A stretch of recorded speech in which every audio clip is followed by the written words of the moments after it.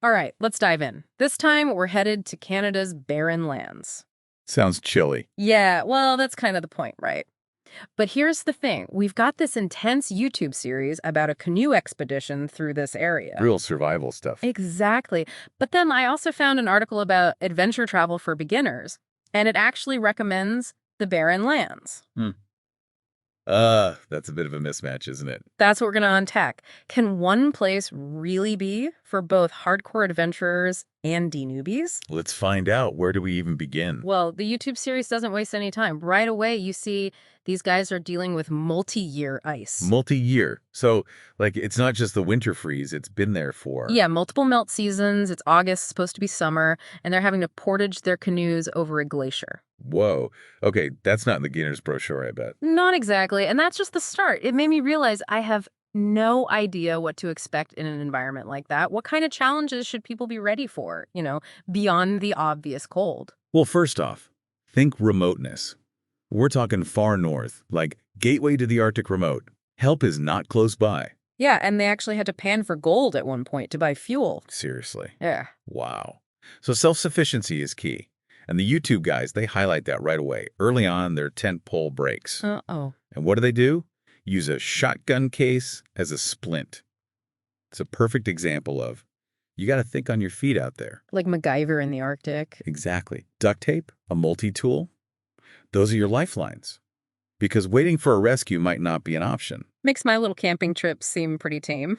Speaking of which, their food situation was interesting. Double-stuffed instant mashed potatoes for extra calories. Makes sense. They're burning a ton of energy. Fresh grayling. They even baked a chocolate cake over a camp stove. Wow. That's commitment.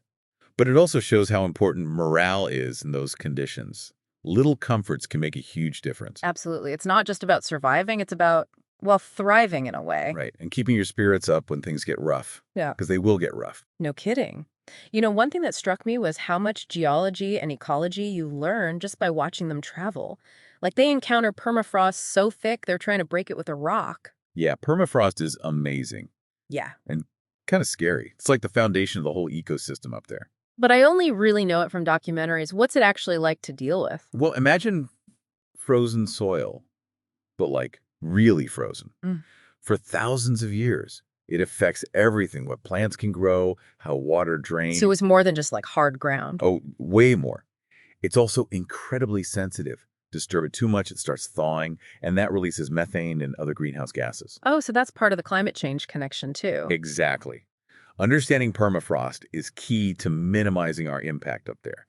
And that leads to the question of, should just anyone be going there? That's where the beginner's article comes in, right? But before we get to that, there was another crazy landscape feature eskers. Oh yeah, those are fascinating. They found one so flat, they said you could drive a car on it. Described it as a hidden highway sculpted by ancient ice. So what are they, really? Basically, imagine a glacier melting. As it retreats, it drops all this sand and gravel it was carrying. That forms a long ridge, the esker. So it's like a trace of where the glacier used to be? Exactly. And they can be huge. They tell us a lot about how the landscape was formed, over thousands of years. It's mind-blowing to think about that kind of time scale. And even though the barren lands seem empty at first glance, the YouTube series shows they're teeming with life. They encountered the Bathurst caribou herd. Oh, wow, yeah.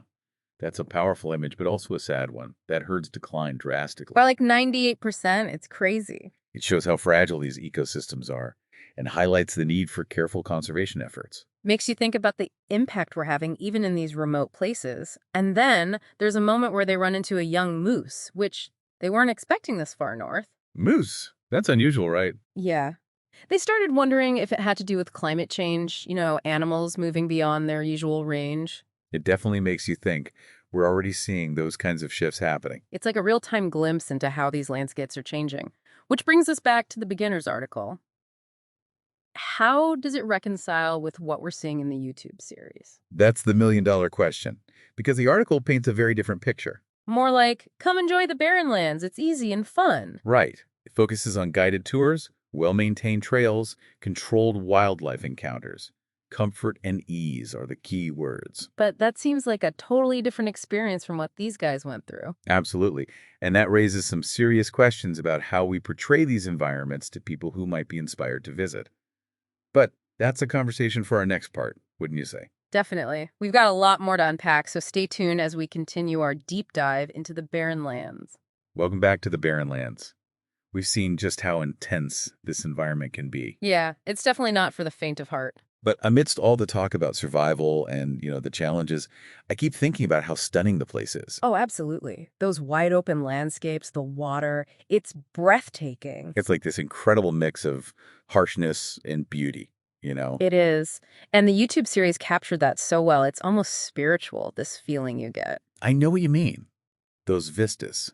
Hmm. You can't help but feel a sense of awe, like you're a tiny part of something much bigger. Exactly. It's a reminder that beauty can exist in the most unexpected places. And not just the grand landscapes either. I remember those shots of the tiny cloudberries, the sunlight hitting the eskers. Yes. It made me realize how much I miss those little details in my everyday life. It's like the barren lands force you to slow down, really see what's around you. To be present in the moment, which honestly is a good lesson no matter where you are. It is. But it brings us back to that question of responsible tourism. Right? How do you share a place this special without loving it to death? It's a tough balance.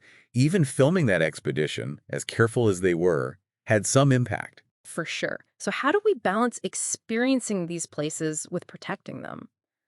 Especially when they're so fragile. It requires a shift in mindset, I think, Hmm. for both adventurers and, well, anyone sharing these stories. In what way? It's not just about what we take from these places, but what we give back.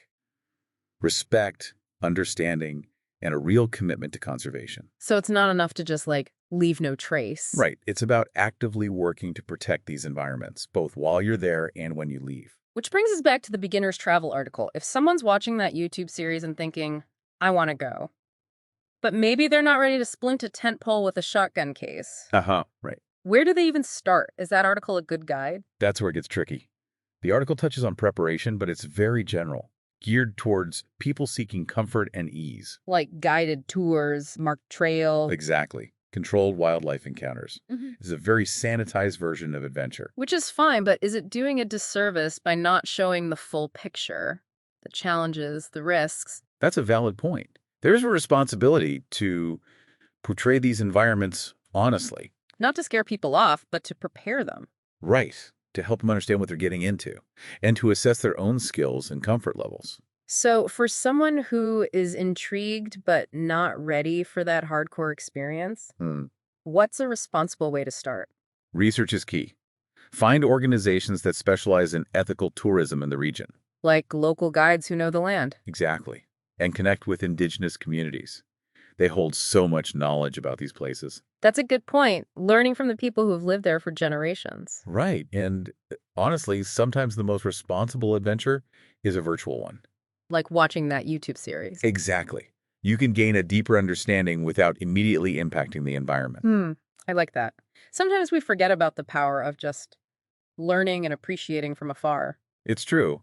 But even though the YouTube guys didn't reach their original destination, Yeah. they still seemed fulfilled, like they'd accomplished something profound. That's what I found so interesting. They were exhausted, they'd faced setbacks, but there was this sense of peace. It's because their journey became about more than just reaching a point on a map. What do you mean? They were forced to adapt, to find joy in the struggle, to redefine what success meant to them.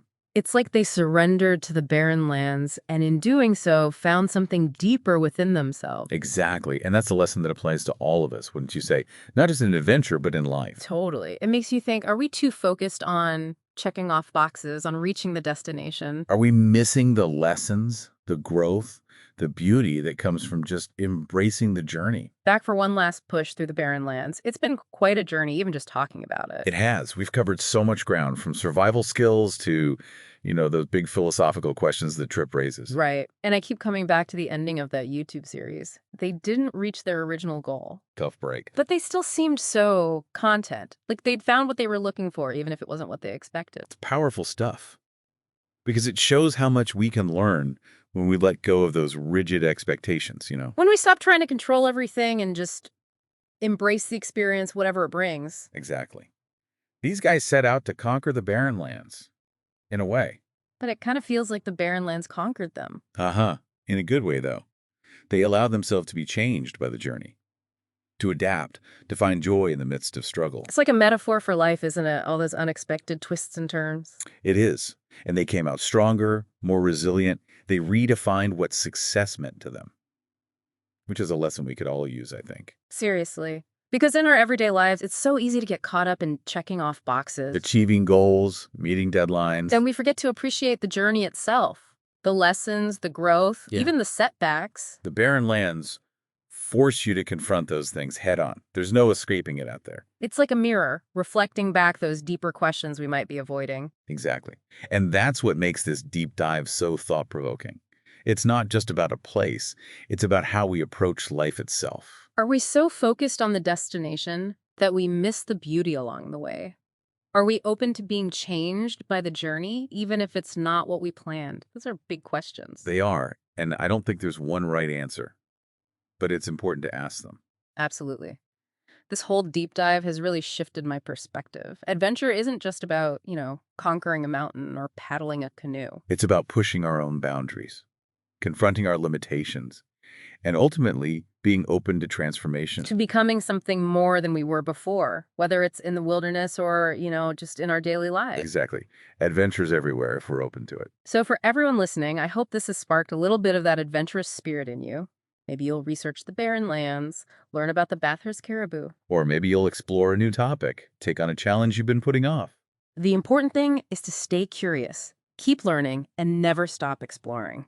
That's what makes life an adventure in itself, wouldn't you say? Couldn't agree more. So until next time, keep on deep diving.